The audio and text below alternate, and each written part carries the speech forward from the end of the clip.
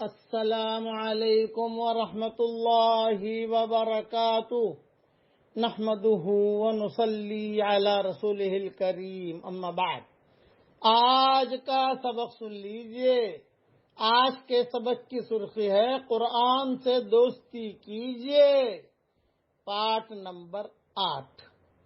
حضرت عبداللہ بن مسعود رضی اللہ تعالیٰ عنہ روایت کرتے ہیں کہ رسول اللہ صلی اللہ علیہ وسلم نے ارشاد فرمایا، جو شخص قرآن کریم کا ایک حرف پڑھے اس کے لیے ایک حرف کے بدلے ایک نیکی ہے، اور ایک نیکی کا اجر 10 نیکی کے برابر ملتا ہے۔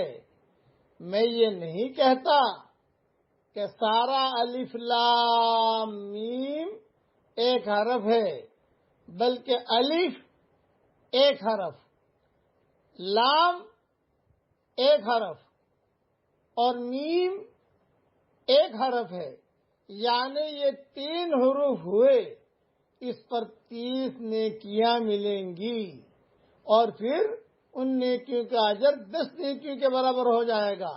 اب پورا قرآن شریف پڑھتے رہو، مزے لیتے رہو، ایک ایک حروف پر نیکی مل رہی ہے اللہ جل جلالہ امن والہ کی طرف سے۔ اسی لیے بار بار کہتا ہوں، قرآن شریف جسے پڑھنے کی توفیق مل جائے سمجھ لیجئے کہ اللہ اس سے بہت خوش ہے، اور قرآن شریف پڑھنے کی توفیق نہ ملے سمجھ لو کہ اللہ اس سے بہت ناراض ہے۔ یہ جو میں نے حدیث بیان کی کہ حروفوں والی، کہ سارا الف لام میم ایک حرف ہے، یعنی یہ نہیں کہتا کہ سارا الف لام میم ایک حرف ہے، بلکہ الف ایک حرف، لام ایک حرف، میم ایک حرف، یعنی 3 حروف ہوئے، اس پر 30 نیکیاں ملے گی انشاءاللہ۔ یہ روایت ترمذی میں ہے۔ قرآن سے دوستی کیجئے، اپنی اولاد کو قرآن سکھائیے۔ اس امت کا بہترین امتی وہ ہے جو قرآن سیکھے اور لوگوں کو قرآن سکھائے۔